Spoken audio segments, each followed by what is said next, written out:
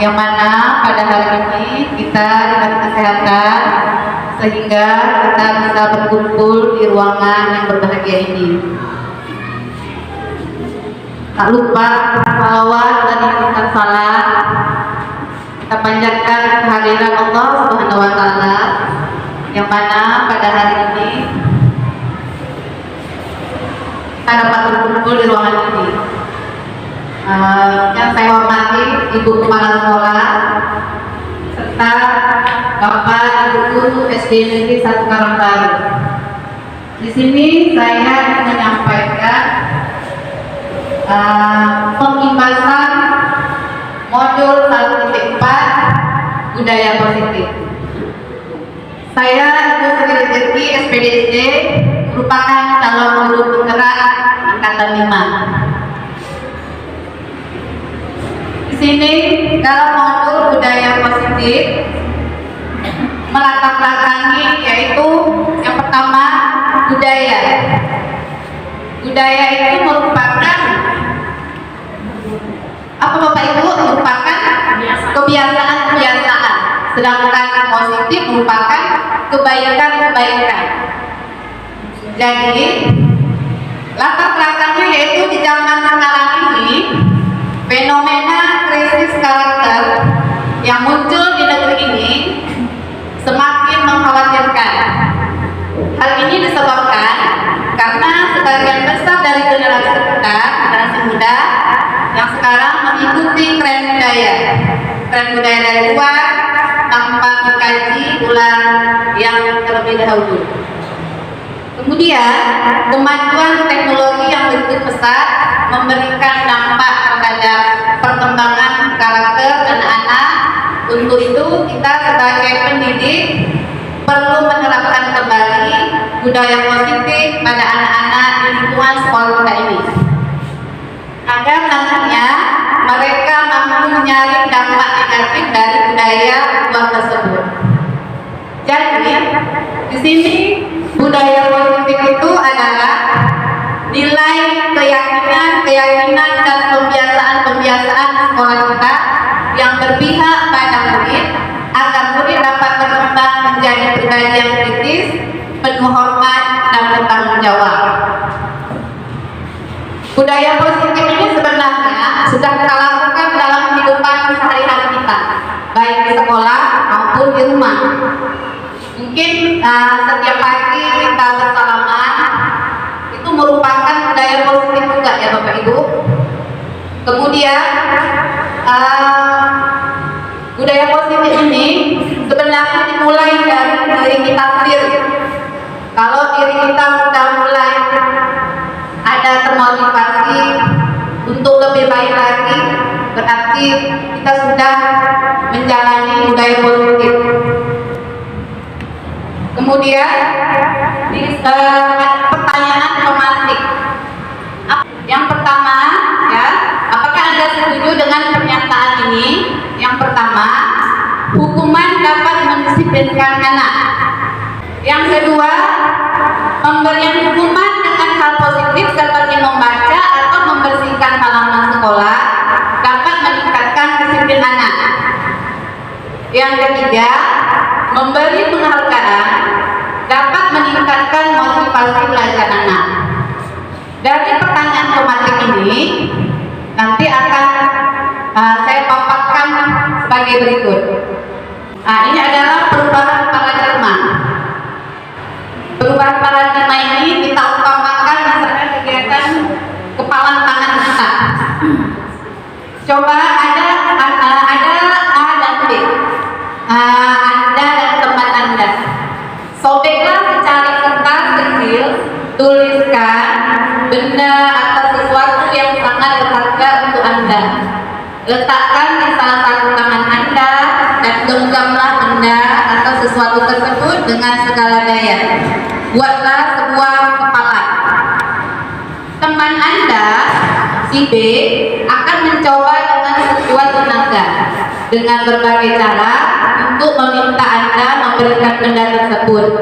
B bisa membujuk, mengancam, menghardik, merayu, menyuap, apa saja agar dapat membuka kepala tangan Anda.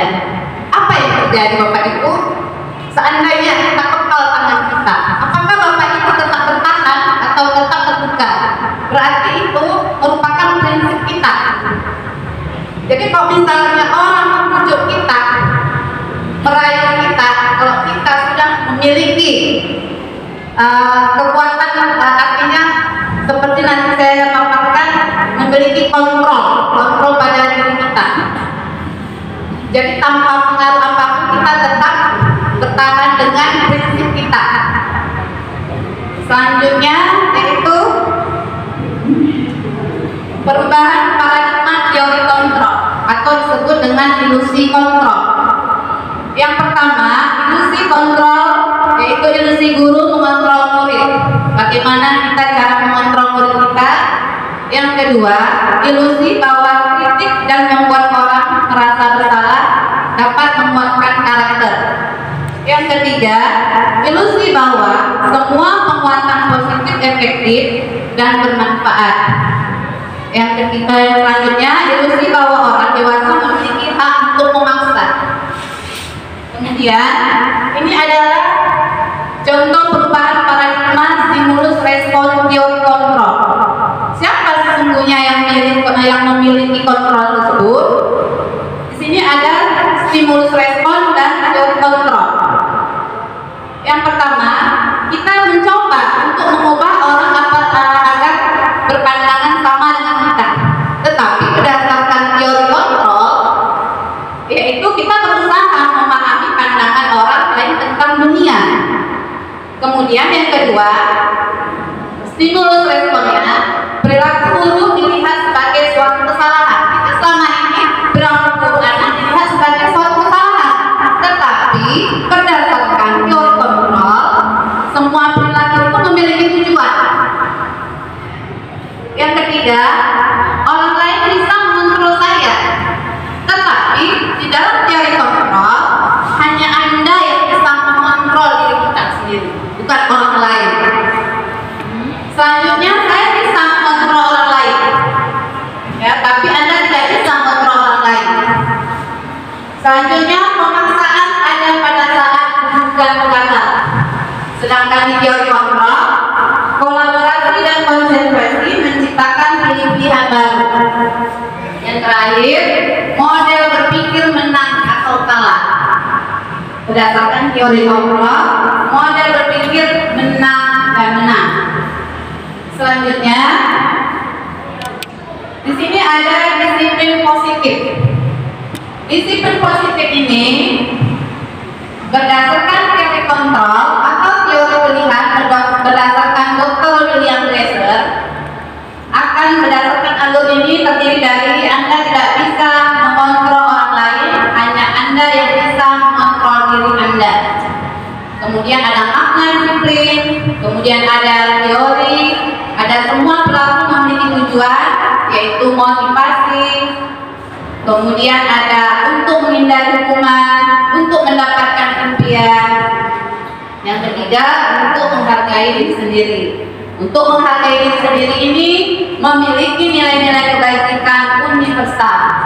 Setelah ada nilai-nilai kebajikan, muncullah nanti keyakinan kelas. Selanjutnya, teori kontrol atau teori pilihan Dr. William Glasser ini model berpikir menang-menang. Kemudian kolaborasi dan konsensus menciptakan pilihan-pilihan baru yang terdiri ada 5 posisi kontrol.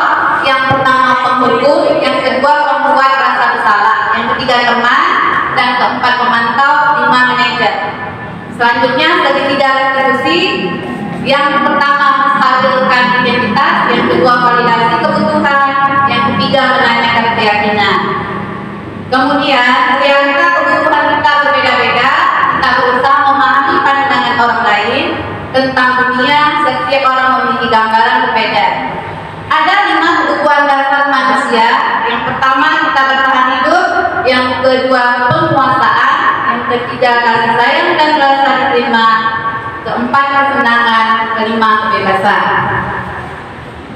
Dari sinilah akan saya paparkan apa itu makna disiplin. Kita selama ini tahu makna disiplin itu hanya tahu harus disiplin, peraturan ini peraturan. Nah, ternyata disiplin itu berasal dari kata Latin yang artinya belajar. Makna asal dari kata ini berkonotasi dengan disiplin diri dari murid-murid Sokrates dan Plato. Bagaimana peserta didik kita mau memberi contoh suri teladan ya. Kemudian disiplin diri membuat orang menggali potensinya menuju sebuah tujuan apa yang dia hargai. Namun dalam budaya kita makna kata disiplin telah berubah menjadi sesuatu yang dilakukan seseorang pada orang lain untuk mendapat kepatuhan. Itulah kita selama ini tahunya itu disiplin. Kemudian kecenderungan umum adalah menghubungkan kata disiplin dengan ketidaknyamanan, bukan dengan apa yang kita hargai atau pencapaian suatu tujuan mulia. Kemudian lahirlah nilai-nilai kebajikan lebih besar. Nilai-nilai kebajikan adalah sifat-sifat positif manusia yang merupakan tujuan mulia yang ingin dicapai setiap individu. Nilai-nilai tersebut bersifat universal dan lintas batas suku, bangsa, agama maupun latar belakang. Yang pertama, setiap perilaku, perbuatan memiliki suatu tujuan, yaitu berdasarkan Dr. William Glasser pada teori kontrolnya 1984. Yang kedua, dengan mengaitkan nilai-nilai kebajikan diyakini seseorang, maka motivasi intrinsiknya akan terbangun, sehingga menggerakkan motivasi dari dalam untuk dapat mencapai tujuan mulia yang diinginkan. Kemudian di sini nilai-nilai kebajikan yang dicapai oleh setiap anak Indonesia yang kita kenal dengan profil pelajar Pancasila. Jadi Bapak Ibu, kita di kelas itu memang harus kita terapkan mengenai profil pelajar Pancasila. Yang pertama itu yaitu beriman dan bertakwa kepada Tuhan Yang Maha Esa dan berakhlak mulia. Di situ kita beriman, karena kita sudah selama ini sudah kita lakukan. Contohnya pembiasaan membaca doa, kemudian kita sekolah kita ada sholat Tuhan, ada tadarus dan lain-lainnya. Mandiri. Peserta didik kita di sini berdasarkan profil Pancasila itu harus mandiri, tidak tergantung oleh guru lagi, tapi mereka mencari sendiri. Yang ketiga, bernalar kritis. Anak sekarang lebih pintar dari gurunya, di mana mereka tingkat menggunakan HP saja sudah luar biasa, malah kalah guru-gurunya ya Bapak Ibu ya. Kemudian berkebinekaan kelompok, bergotong royong. Bergotong royong ini kita sering kita lakukan, mungkin kalau piket bersama rame-rame, bekerja sama, bergotong royong. Kemudian kreatif. Anak-anak di sini dituntut harus kreatif, artinya mereka harus berbuat, mencari. Kita hanya sebagai guru, hanya sebagai pengamong, menuntun saja. Selanjutnya, eksplorasi konsep pembelajaran kedua teori motivasi, hukuman dan penghargaan restitusi. Teori motivasi atau perilaku manusia ini, motivasi ini ada motivasi secara eksternal dan motivasi internal. Motivasi eksternal ini misalnya untuk menghindari ketidaknyamanan atau hukuman apa yang akan terjadi apabila saya tidak melakukannya. Kemudian yang kedua, untuk mendapatkan imbalan dari orang lain atau institusi apa yang akan saya dapatkan apabila saya melakukannya. Sedangkan motivasi internal biasanya dari dalam diri kita sendiri. Untuk menghargai diri sendiri, saya akan menjadi orang seperti apa jika saya melakukannya. Berdasarkan Bapak Ki Hajar Dewantara, merdeka itu menurut Ki Hajar Dewantara artinya tidak hanya terlepas dari perintah, akan tetapi juga cakap buat memerintah diri sendiri. Setelah itu apa itu restitusi? Restitusi adalah suatu proses menciptakan kondisi bagi murid untuk memperbaiki kesalahan mereka sehingga mereka bisa kembali pada kelompok mereka dengan karakter yang lebih kuat. Restitusi juga merupakan proses kolaboratif yang mengajarkan murid untuk mencari solusi untuk masalah mereka dan membantu murid berpikir berpikir tentang orang seperti apa yang mereka inginkan menjadi tujuan mulia dan bagaimana mereka harus memperlakukan orang lain. Kemarin saya sudah membuat video tentang segitiga restitusi, yang artinya di sini punya masalah, tetapi mereka yang juga menyelesaikan sendiri. Artinya kita tidak boleh marah-marah lagi dalam merdeka belajar. Apa mau mereka? Seperti kemarin saya buat, dia masuk tidak tepat waktu misalnya, ataupun dia membuang sampah sembarangan. Kemudian kita panggil, kita tanya, kenapa kamu membuang sampah? Biasa kita marah, apa kamu membuang sampah? Tapi tidak boleh seperti itu lagi. Tetapi kita dengan intonasi yang lembut, kita tanya sama anak-anak, apa permasalahan mereka. Kemudian kita bilang juga, kita memberi motivasi sama mereka, bahwasanya itu juga pernah berbuat salah. Jadi nanti untuk kedepannya, anak-anaknya tidak merasa dia berbuat kesalahan, tetapi dia belajar dari masalah tersebut. Selanjutnya, ada 9 ciri-ciri restitusi, bukan untuk menebus kesalahan, namun untuk belajar dari kesalahan. Mereka berbuat salah, tapi tidak mengkondisikan itu anak salah, tidak, tetapi mereka belajar dari kesalahan. Yang kedua, memperbaiki hubungan. Yang ketiga, tawaran atau bukan paksaan.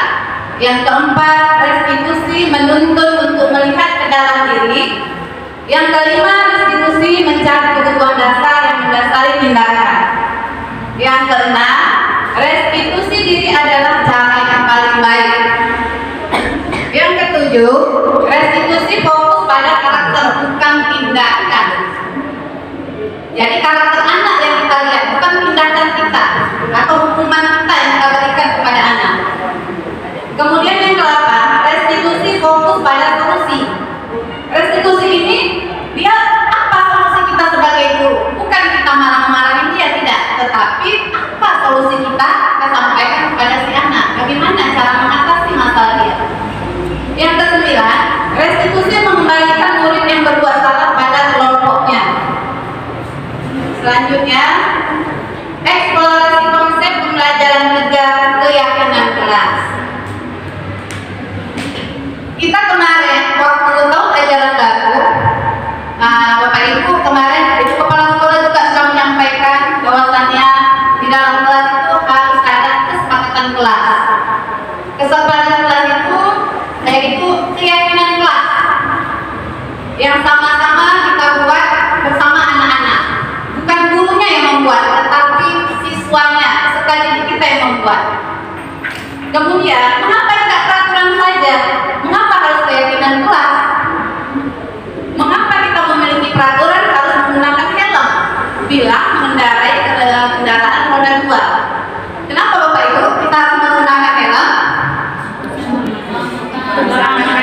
Keselamatan. Belum tentu Bapak Ibu untuk keselamatan. Nanti setelah ini, mengapa kita memiliki peraturan 3M? Menggunakan masker, mencuci tangan, dan menjaga jarak 1,5 meter. Mengapa kita memiliki peraturan kelas, memiliki peraturan harus datang tepat waktu pada saat mengikuti pelatihan? Untuk mendukung motivasi prinsip, kembali ke nilai-nilai keyakinan yang lebih menggerakkan seseorang dibandingkan mengikuti serangkaian peraturan-peraturan. Di sini ada budaya positif. Di sini ada diagram. Kita selama ini tidak tahu, ternyata peraturan kelas itu cuma sedikit, lingkarannya sedikit. Setelah peraturan kelas, baru keyakinan kelas. Setelah keyakinan kelas, lalu di lingkungan positif dan muncullah budaya positif. Yang mana merupakan keyakinan kelas. Mengapa kesepakatan kelas? Kami, guru dan murid yang saling menyayangi. Sini dibuat kesepakatan kelasnya. Kalau saya mungkin kesepakatan kelasnya kemarin saya buat ketika anak datang terlambat, saya tidak memberi hukuman, tapi mereka yang membuat aturan. Karena keyakinan kelas ini kita kembali lagi kepada peserta didik kita. Mereka bilang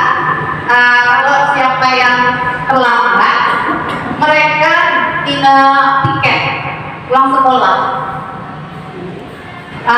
Sebenarnya itu bukan hukuman.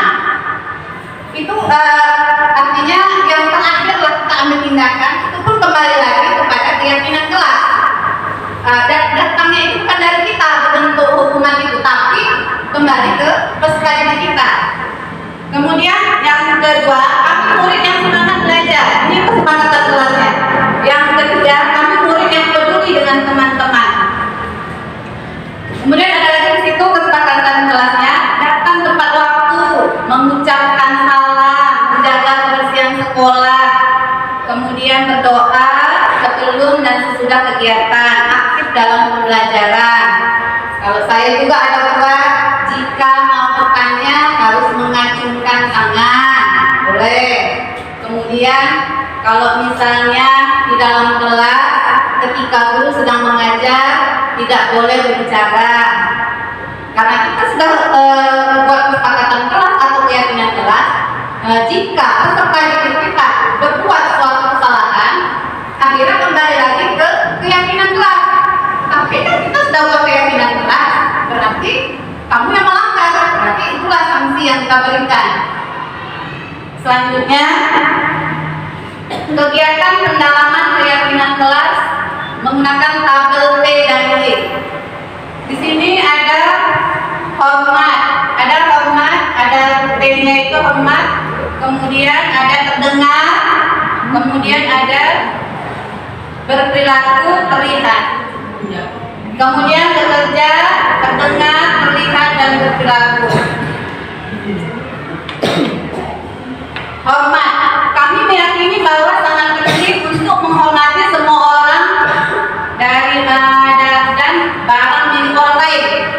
Kita menjaganya. Bekerja, kami meyakini bahwa sangat penting untuk mengerjakan segala pekerjaan atau mengikuti kegiatan yang telah ditugaskan.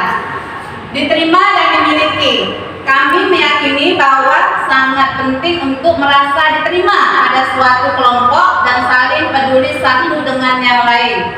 Inilah kegiatan pendalaman keyakinan kelas berdasarkan tabel T dan Y. Selanjutnya, kegiatan pendalaman keyakinan kelas berdasarkan tabel T dan Y. Di sini ada hormat, terdengar, berperilaku, terlihat. Hormat tampak seperti, misalnya datang tepat waktu, tidak tampak seperti sering hadir terlambat. Yang kedua, menyapa teman dan guru setiap hari. Kan kita memberi hormat, tapi tidak tampak seperti dia tidak acuh kepada teman dan guru. Kemudian yang ketiga, mengembalikan barang teman yang telah dipinjam dan mengucapkan terima kasih. Sedangkan tidak tampak seperti tidak mengembalikan barang yang telah dipinjam dan meletakkan sembarangan. Selanjutnya bekerja, tampak seperti kita bekerja tekun, bekerja dan menyimak guru. Siswa juga tekun, bekerja dan menyimak guru. Tetapi tidak tampaknya dia tidak mendengarkan guru dan acuh tidak acuh. Yang kedua, menyerahkan tugas tepat waktu. Tidak tampak seperti dia tugasnya tidak diberikan. Selanjutnya, beda peraturan di sini dengan keyakinan. Jadi kita kan selama ini sudah tahu apa itu peraturan, tetapi tidak tahu bagaimana cara keyakinan kelas itu. Peraturan, yang pertama selalu kembalikan buku ke tempatnya. Itu peraturan. Anak-anak itu kalau udah pindah, balikan buku ya ke tempatnya. Tetapi kalau di keyakinan kelas, itu merupakan tanggung jawab karena dia sudah meminjam. Yang kedua, dilarang mengganggu orang lain. Itu peraturan. Jangan kamu melanggar, jangan kamu mengganggu orang lain. Berarti kalau di keyakinan kita harus menghormati orang lain. Yang ketiga, hadir di sekolah 15 menit sebelum pembelajaran dimulai. Keyakinan kelasnya kita harus menghormati orang lain serta berkomitmen. Yang keempat, dilarang melakukan kekerasan. Kalau peraturan. Sementara keyakinan kelas itu merupakan keselamatan, menghormati orang lain. Yang selanjutnya dilarang menggunakan narkoba. Kalau di keyakinan kelas itu merupakan kesehatan. Sedangkan yang selanjutnya bergantian atau menunggu giliran. Di keyakinan kelas merupakan menghormati orang lain dan bersabar. Sedangkan peraturan selanjutnya adalah gunakan masker. Itu merupakan kalau di keyakinan kelas merupakan kesehatan atau keselamatan. Jadi Pak Imun tadi bertanya kalau bisa menggunakan helm, kalau di keyakinan kelas itu bukan keselamatan, tapi iya. Yang selanjutnya jangan berlari di kelas atau koridor. Itu merupakan keselamatan dan keamanan. Seandainya dia jatuh, berarti dia berdarah. Di keyakinan kelas muncullah keselamatan dan keamanan. Selanjutnya, di sini ada perubahan pada modul 1.4 angkatan 5 penambahan materi didukung oleh penghargaan yang semula ada 5 unsur dan hasil riset menjadi 8, yaitu pengaruh jangka pendek dan jangka panjang, penghargaan menghukum, penghargaan mengurangi ketepatan, penghargaan tidak efektif, penghargaan merusak hubungan. Dihukum oleh penghargaan menurunkan kualitas, penghargaan mematikan kreativitas, penghargaan mengurangi motivasi intrinsik. Nah, di sini ada tindakan kita sebagai guru dan hukuman atau konsekuensi. Jadi kita selama ini kita nggak tahu membedakan antara hukuman atau konsekuensi. Nah, di sini akan saya jelaskan tindakan guru. Misalnya, kamu mencatat 100 kali dalam buku, ya kalimatnya saya tidak akan terlambat lagi karena terlambat ke sekolah. Tetapi itu merupakan hukuman, bukan keyakinan, tapi hukuman. Kita beri hukuman berarti anak. Yang kedua, lari mengelilingi lapangan basket 2 kali karena terlambat kaki di sekolah. Itu merupakan hukuman. Murid diminta untuk push up 15 kali karena tidak menggunakan masker setelah ke sekolah. Berarti itu hukuman. Sedangkan tindakan guru menggantikan kertas tugas teman yang telah dicoret-coret itu merupakan konsekuensi, tetapi bukan hukuman. Selanjutnya, membersihkan tumpahan air di meja tulis karena tersenggol pada saat belajar. Membersihkan berarti bukan hukuman, tetapi konsekuensi. Selanjutnya, murid disuruh untuk tidak mengenakan sepatu seharian di sekolah karena tidak menggunakan sepatu hitam. Kita selama ini mungkin kalau ada anak-anak yang menggunakan sepatu lain daripada yang lain, kita selalu bilang, nah kenapa sepatu kok nggak pakai sepatu hitam? Itu merupakan suatu hukuman. Besok jangan pakai sepatu hitam lagi ya. Itu merupakan suatu hukuman. Lari mengelilingi lapangan basket 2 kali terlambat 10 menit untuk pelajaran PJOK. Di sini ada membedakan hukuman dan konsekuensi. Hukuman sesuatu yang menyakitkan karena harus terjadi. Itu kita harus tahu sebagai guru yang mana hukuman dan mana konsekuensi. Jadi kita tidak sembarangan memberikan hukuman pada anak-anak. Sesuatu yang menyakitkan karena harus terjadi. Konsekuensi sesuatu harus terjadi. Kemudian yang kedua, membuat anak sakit fisiknya maupun hati untuk jangka waktu lama. Walaupun dengan ucapan saja, anak-anak itu merasa tersakiti dengan ucapan secara verbal. Dendam dia sama kita sampai kapan itu sudah tersakiti, hukuman namanya. Konsekuensinya anak menghargai disiplin, paksaan, hukuman. Sedangkan konsekuensinya stimulus, tanggapan. Kemudian mendorong anak menyakitin diri sendiri. Konsekuensinya mendorong anak agar mudah menyesuaikan diri. Kemudian konsep diri yang buruk. Kalau di konsekuensi, konsep diri yang baik. Sedangkan anak belajar untuk menyembunyikan kesalahan. Kadang-kadang anak-anak kita berbuat suatu kesalahan, disembunyikan. Ya, hukumannya seperti itu, tetapi di konsekuensi anak belajar untuk memenuhi peraturan. Kemudian hukuman marah, rasa bersalah, dipermalukan, merasa tak dihargai.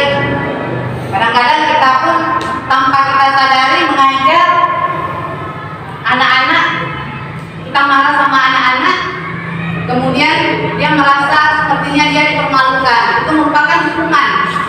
Sedangkan konsekuensinya kehilangan hak, dibuat tidak nyaman dia, diasingkan untuk sementara. Di sini identitas gagal dan identitas sukses, hukuman, konsekuensi, dan restitusi. Hukumannya, identitas gagalnya, sesuatu yang menyakitkan harus terjadi. Sedangkan suksesnya atau konsekuensinya, sesuatu yang harus terjadi. Restitusinya merupakan pilihan. Yang kedua, hukuman, tidak nyaman untuk murid anak untuk jangka waktu panjang. Konsekuensinya, tidak nyaman untuk murid anak untuk jangka waktu pendek. Sedangkan restitusinya menguatkan untuk murid anak dalam jangka waktu panjang. Kemudian hukuman, murid akan tersakiti. Murid anak dibuat tidak nyaman. Murid atau anak mendapatkan penguatan. Perilaku pasif agresif meningkat. Konsekuensinya, penguatan hanya bertahan dalam jangka waktu pendek. Restitusinya masalah terpecahkan. Identitas gagal atau hukuman, sistem tidak akan berjalan. Konsekuensinya memerlukan monitoring dan supervisi terus-menerus dari guru. Restitusinya murid belajar bertanggung jawab untuk perilakunya. Kemudian hukuman berlaku hanya pada sebuah institusi, tidak berlanjut pada kehidupan yang nyata.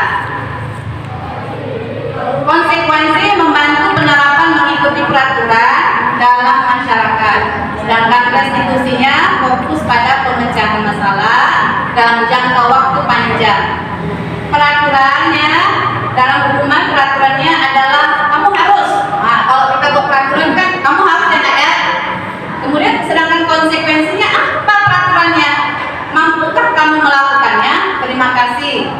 Sedangkan restitusinya apa yang kamu yakini? Apa yang kamu bisa kamu lakukan untuk memperbaiki masalah ini? Contohnya kalau kita ada masalah, apa yang misalnya di sini, apa yang kamu yakini? Kemarin kita sudah membuat suatu keyakinan, kenapa kamu melanggarnya? Selanjutnya murid anak membenci peraturan. Kemudian murid anak menghormati peraturan. Murid anak menghormati dirinya dan orang lain, itu suatu restitusi. Eksplorasi konsep, pembelajaran berat kebutuhan dasar manusia dan berkualitas. Kebutuhan dasar manusia ini ada 4. Yang pertama, semua manusia itu memiliki kebutuhan dasar manusia, apalagi anak-anak ya. Yang pertama, kasih sayang dan rasa terima. Yang kedua, penguasaan. Yang ketiga, kebebasan. Yang keempat, kesenangan. Sehingga kalau keempat-empatnya sudah menyatu, bertahan hiduplah mereka ini. Eksplorasi konsep, pembelajaran 5 posisi kontrol. 5 posisi kontrol.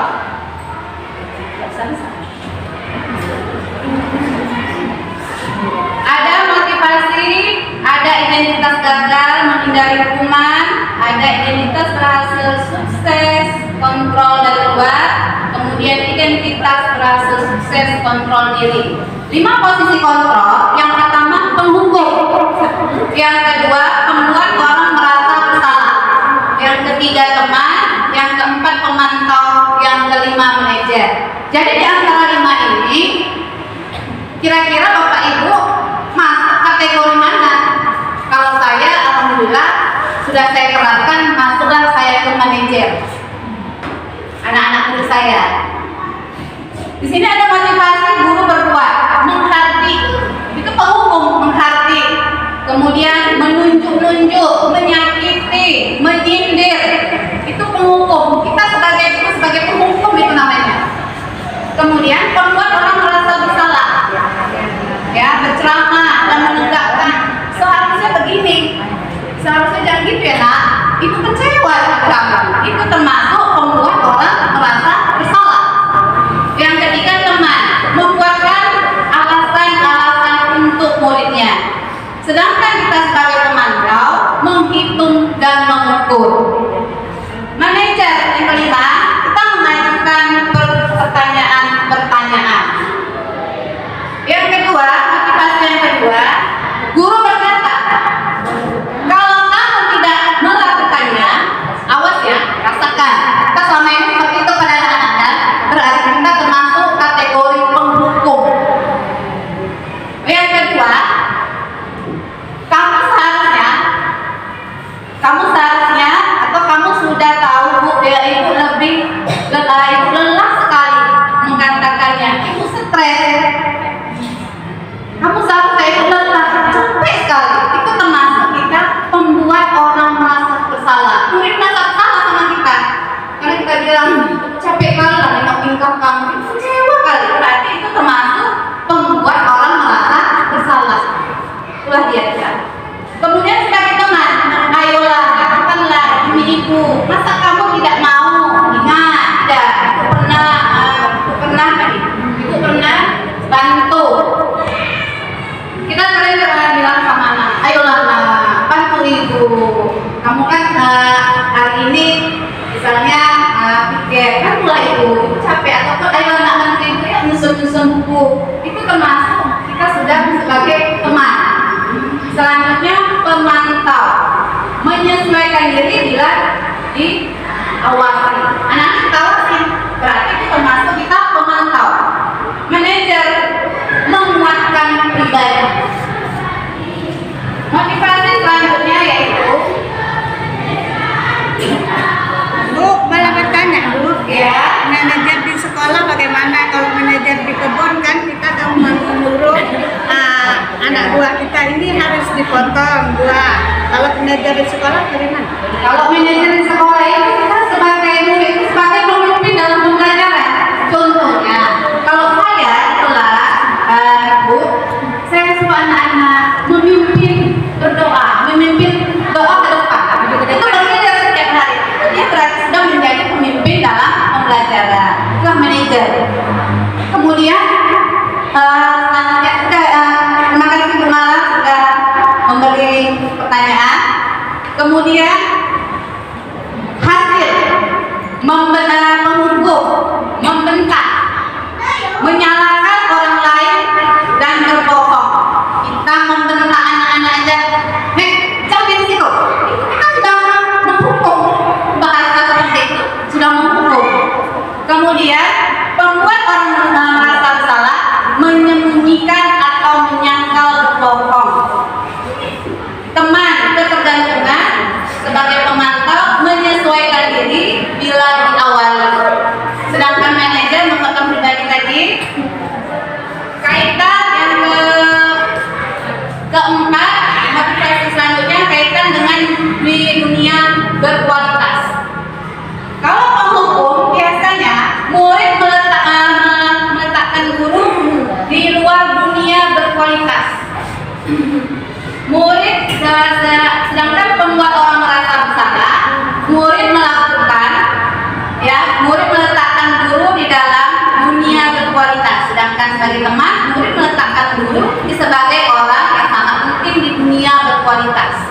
Kemudian sebagai pemantau, murid meletakkan guru, peraturan dan hukum di dunia berkualitas. Sedangkan di bagian manajer, murid itu meletakkan dirinya sebagai individu yang positif dalam dunianya yang berkualitas. Motivasi selanjutnya, murid berkata, biarkan saja, nanti juga marah-marah lagi. Itu termasuk kita kategori penghukum. Kemudian pembuat orang merasa bersalah, maafkan saya ya Bu ya. Nah, itu berarti membuat orang merasa bersalah. Teman, saya pikir Bapak Ibu teman saya, ternyata Kadang-kadang kita kan sama anak-anak ketika jam istirahat, kita selalu mengadakan pendekatan, cerita-cerita, kita anggap anak sebagai teman. Pemantau berapa banyak bintang yang saya harus peroleh, berapa halaman yang harus saya tulis. Sebagai manajer, bagaimana caranya saya bisa memperbaiki keadaan? Yang terakhir, dari motivasinya yaitu dampak pada murid. Kalau penghukum, dia biasanya mengulangi kesalahan. Asik berbuat kesalahan lagi itu namanya penghukum. Sedangkan membuat orang merasa bersalah, merasa rendah diri. Kemudian, sebagai teman, lemah, tidak mandiri, tergantung. Sebagai pemantau, menitik beratkan pada sanksi atau hadiah untuk dirinya. Manajer mengevaluasi diri, bagaimana cara memperbaiki diri.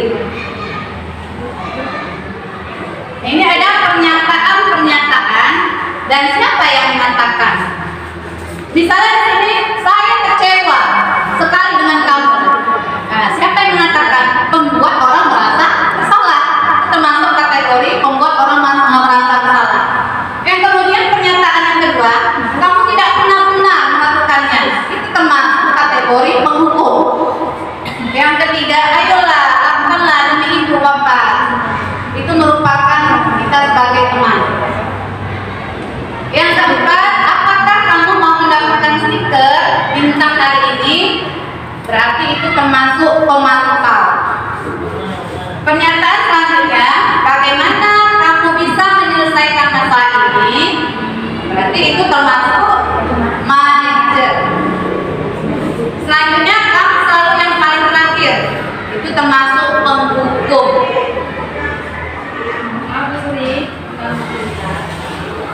Jika di dalam kelas ada anak tidak mengerjakan PR, lantas kita sebagai guru menyuruh anak mengerjakan PR-nya itu di papan tulis sambil dilihat sama kawan-kawan semua. Apakah itu termasuk hukuman, Bu?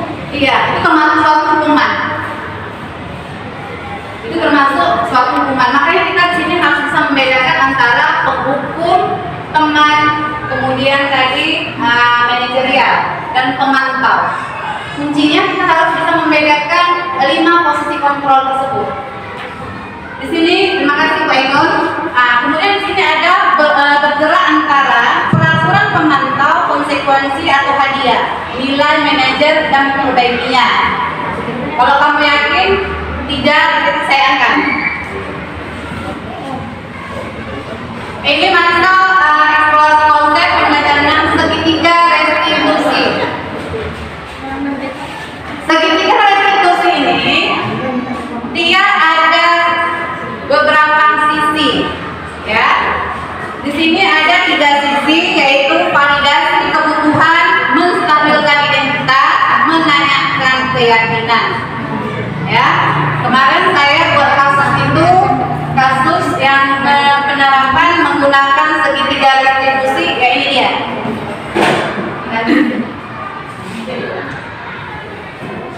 Untuk membuat anak yang merasa gagal karena berbuat salah menjadi positif terhadapnya. Ini yang pertama, restitusi pertama adalah menstabilkan identitas.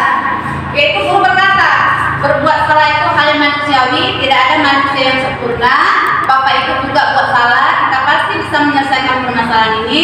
Bapak Ibu tidak tertarik untuk mencari tahu siapa yang benar, siapa yang salah. Kalau kamu menyalahkan dirimu sendiri terus, apakah kamu bersikap baik pada dirimu sendiri? Ketika kemarin saya buat video, saya menggunakan validasi identitas, yaitu anak berbuat salah. Tapi saya berkata, ibu dulu juga pernah berbuat kesalahan. Nah, jadi semua masalah itu pasti ada jalan keluarnya. Seperti itulah dia. Kemudian yang kedua, validasi kebutuhan, membantu siswa mengenal basic need, kebutuhan yang ingin dipenuhinya ketika melakukan kesalahan itu.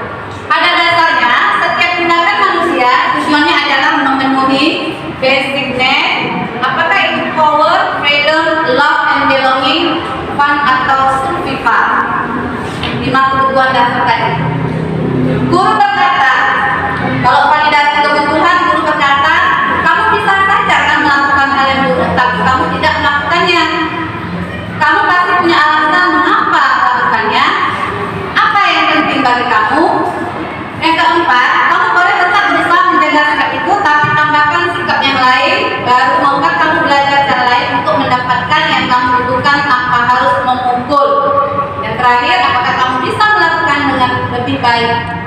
besok lagi.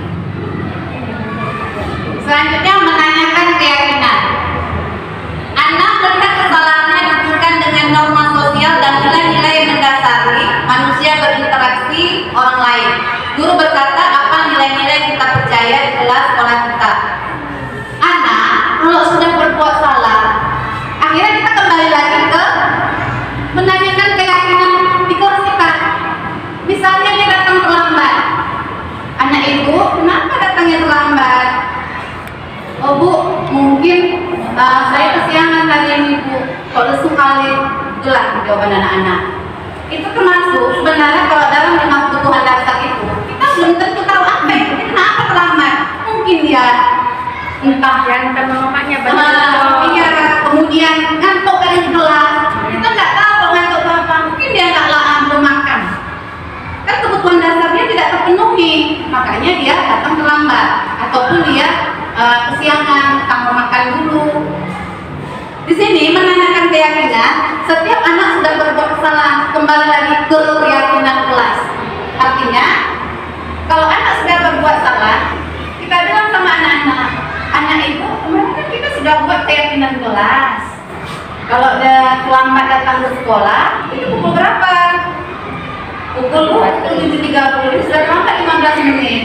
Nah, kemarin kan kita sudah buat keyakinan kelas, datang tidak boleh terlambat. Seperti itu. Jadi, kita kembali lagi ke nilai-nilai keyakinan kelas kita. Kelas yang ideal itu seperti apa sih misalnya? Maksudnya mesti kalau anak-anak itu melanggar keyakinan kelas yang telah dibuatnya, Ya. apa Tindakan dia.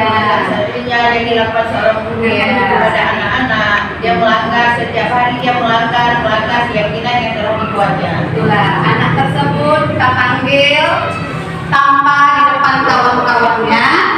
Ya jatuhnya kembali lagi ke keyakinan kelas atau kesepakatan kelas. Kita kan membuat kesepakatan kelas, ada aturan-aturannya. Anak yang buat habis itu konsekuensi yang terakhir kita bilang apa kira-kira? Kalau misalnya bu, dia kayak hari selamat. Oh bu, dia udah masuk orang masih di luar. Dia nggak tiket. Kalau saya konsekuensinya saya bilang siapa yang melanggar kesepakatan kelas itu kembali anak-anak, bukan kita gurunya yang membuat konsekuensinya. Dia bilang bu kita buat aja suruh piket. Piket nggak selama seminggu, nggak selama sebulan, tetapi dalam hari itu juga. Seperti itu bu. Itu tidak termasuk hukuman, dia Iya. Kemudian kan jatuhnya anak yang buat, bukan kita guru yang buat keyakinan kelas itu. Jadi kembali lagi ke keyakinan kelas atau kesepakatan kelas. Terima kasih Bu. Kemudian apa yang kamu rasakan ketika kamu melakukan itu? Kamu menjadi orang seperti apa? Kalau di menanyakan keyakinan ini, ketika kita anak ada masalah seperti kemarin, saya menanyakan, kamu kan kita karena menanyakan keyakinan, ingat kalau kamu datang terlambat, kamu kan dulu pernah cerita sama ibu kalau kamu ingin jadi dokter. Kalau menjadi dokter itu harus disiplin loh. Kalau nggak disiplin nanti kita berarti dari diri kita nggak bisa mau menjadi orang sukses. Nah berarti kita sudah menanyakan keyakinan, kemarin lagi ke keyakinan. Selanjutnya intervensi. Apakah kamu ingin berbuat baik? Intervensi ini bisa membantu murid kembali ke tujuan semula dengan cukup singkat dengan cara non kontratif. Yang pertama, apakah kamu ingin berbuat lebih baik? Yang kedua, apakah saat ini kamu sedang menjadi orang yang sedang kamu inginkan? Yang ketiga, apakah kamu bisa mengubah kegiatan atau perilaku kamu saat ini menjadi sikap yang lebih baik dan manusia? Selanjutnya, apakah wajar membuat kesalahan? Apakah bisa kita memperbaikinya? Yang selanjutnya adalah apa yang kamu lakukan saat sesuai oke aja, kapan kamu siap untuk memulainya? Kemudian peraturannya apa? Sepertinya kamu punya masalah, saya bisa bantu apa? Selanjutnya, saat ini kamu seharusnya berbuat apa? Kemudian, apa yang bisa saya bantu agar kamu bisa melakukannya? Selanjutnya, apakah saya bisa bantu kamu agar dapat segera mulai? Dan apakah tugas kamu saat ini? Bagaimana kamu ingin melakukan pada kegiatan ini? Bisakah kamu melakukannya? Terakhir, apa yang kamu inginkan? Peraturannya apa saja? Refleksi dari refleksi hari ini, yang pertama adalah hal apa yang mengubah paradigma saya dapatkan pada hari ini, perasaan apa yang muncul selama mengikuti sesi ini, khususnya mengenai makna disiplin dan motivasi intrinsik. Peran Amon seperti apakah yang saya telah lakukan selama mengikuti modul ini? Yang keempat, saya akan menjadi Amon yang seperti apakah setelah mengikuti modul ini? Bapak Ibu, saya berharap apa yang saya imbaskan pada modul 1.4 ini yang mudah-mudahan bermanfaat buat Bapak Ibu di sekolah kita maupun di kelas kita masing-masing. Tapi kan anak misalnya anak kayak gini kan malas belajar, ribut, udah itu nggak nulis, ada di kelas nggak nulis, nggak ini, itu nilainya kan nggak ada. Nah, kayak mana caranya? Itu malah kalau anak itu malas menulis atau malas bergerak, sebenarnya tugas kita sebagai guru mengomong, menuntun. Udah kamu udah menuntun, duduk lagi di samping, malas juga nulis, letak kontennya. Iya. Jadi nilainya sama-sama orang tua nanti Sekarang kalau anak. ibu malah tanya dulu, bakat dan minatnya apa? Waktu kita pertama kali berkesepakatan kelas sebelum masuk tahun ajaran baru, artinya seperti kontrak kelas, kita sudah ada pemetaan atau penjaringan bakat dan minat siswa, ya. Jadi kalau misalkan ada yang malas, tapi dia hobi olahraga, Hobi itu udah sampah. oh dia tersangka, oh alhamdulillah, memang seperti itu. Berarti dia di bagian keterampilannya malah. Iya, suatu saat nanti waktu ujian nilainya nggak ada. Itu malah kita kan ada nilai. Yang pertama ada nilai pengetahuan, yang kedua ada namanya spiritual, ada yang ketiga adalah sosial, yang keempat ada nilai keterampilan. Kalau dia di pengetahuan yang tidak tahu apa-apa, tetapi dinilai sosial, dinilai keterampilannya, kita yang tahu kan murid kita, belajarnya yang tahu, dan guru bilang studi. Jadi kita sama penilaiannya. Oh iya. Terima kasih. Saya akan tambah sedikit ya barangkali untuk dari pertanyaan guru malah, kita guru ini dituntut untuk mengenal karakteristik anak. Itu yang disampaikan Bu Sri tadi. Memang kita harus buat pemetaan di awal. Ketiga, ketika kita di awal semester itu kan kita sudah buat pemetaan. Di ajaran baru kita buat pemetaan anak-anak. Di situ kita nampak anak-anak yang ini, yang mana yang pintar, mana yang sedang, mana yang kita bilang masih butuh pengawasan, mana yang harus dibimbing. Kita harus tahu memang karakteristik anak. Kalau di di tugas guru itu dia harus mengenal karakteristik anak. Oh jadi yang ini tadi kayak malah anaknya hobinya di bidang ini, gitu ya kan? Hobinya dia kutip sampah. Coba teliti lagi, berarti keterampilannya dia tinggi, gitu ya. Coba arahkan, seperti di mana saya bilang kemarin, dia sukanya menggambar. Ya arahkan dia menggambar. Mana tahu nanti bakat minatnya bisa untuk ikut lomba bercerita, lomba bercerita, atau lomba menggambar gambar bercerita. Nah seperti itu. Jadi nggak bisa kita paksakan anak itu harus bisa semua. Oh harus bisa bahasa Indonesia, oh harus bisa matematika, oh harus bisa IPA, nggak bisa. Anak itu beda-beda dasar latar belakangnya. Jadi nggak bisa. Memang sekarang ini di kurikulum Merdeka ini, itulah yang mau kita terapkan ke anak-anak. Kita lihat, oh dia hobinya di sini. Makanya soal yang kita kasih ke anak juga nggak sama. Jangan dia yang tidak bisa matematika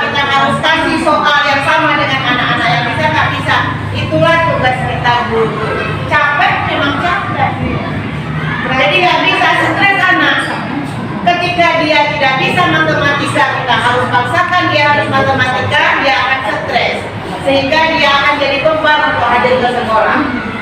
Dia. Oh, hobinya dia menyanyi, ya kita lepaskan dia menyanyi. Saya lihat di TikTok.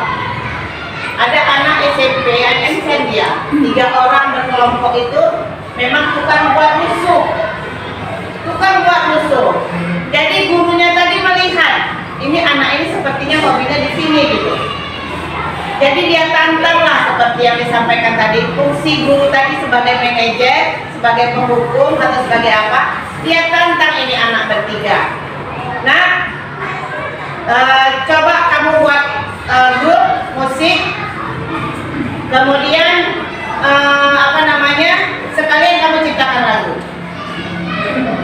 Jadi karena tantangan guru tadi, mereka semangat sesuai dengan kemampuan dia dan kemampuan dia. Sekarang ini mereka menjadi grup tersolid, ikut tur keliling dunia, berjilbab tapi metal. Jadi dalam menyampaikan pesan tampilan mereka juga membawa pesan-pesan moral. Kalau jilbab itu membawa perdamaian, nah begitu.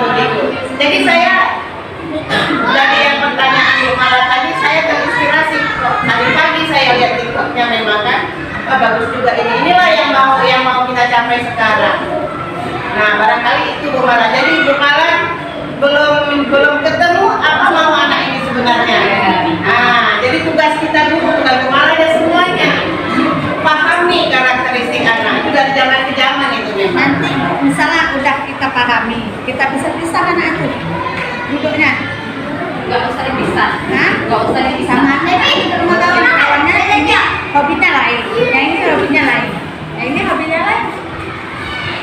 Kalau nggak dipisah, Kita di dalam kelas itu kalau kita pisahkan, jadi anak itu bisa merasa termarginal, dikucilkan. Nah, jadi merasa dia macam mana ya perasaannya? Terkucilkan lah. masukkan dia satu orang yang kita pisah. Si karakter ini karakternya begini, ya ini ada beberapa orang kita bikin kelompok.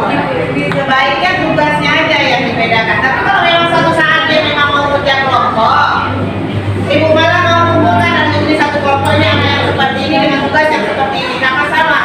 Tapi kelompok ini jangan permanen. Nah, ketika nanti berubah lagi pembelajaran, silakan berubah lagi kelompoknya.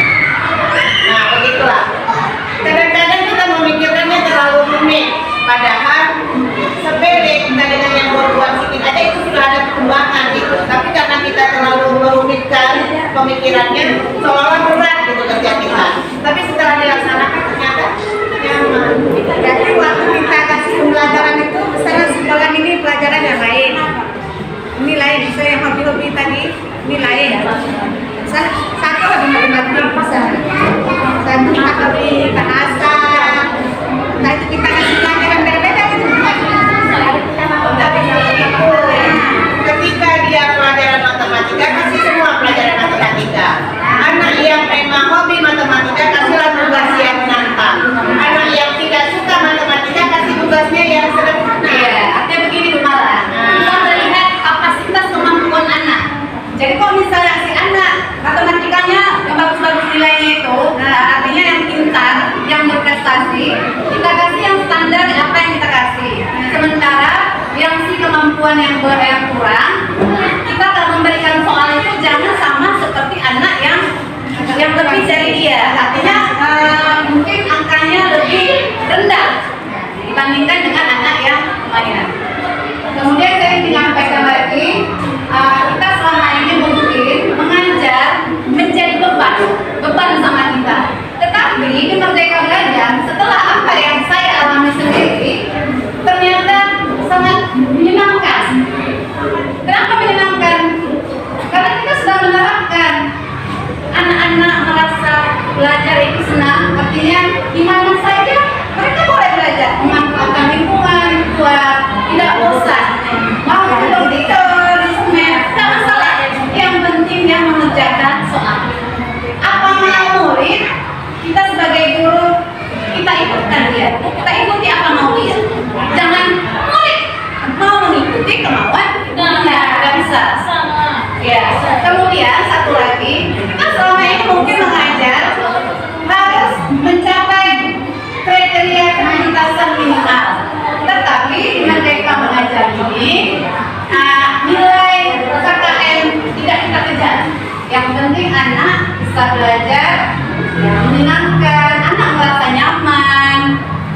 bosan. Itulah tujuan kita. Ya. Ada Sedikit lagi ya. Sedikit tutup aja dulu. Halo, Bapak Ibu, terima kasih atas waktu yang diberikan kepada saya. Semoga apa yang saya sampaikan hari ini bermanfaat buat kita yang akan datang. Semoga kita Bapak dan Ibu guru dapat melakukan suatu perubahan buat sekolah kita dan kelas kita, terutama untuk peserta kita. Semoga apa yang disampaikan sekali lagi bermanfaat bagi Bapak Ibu. Saya akhiri, wabillahi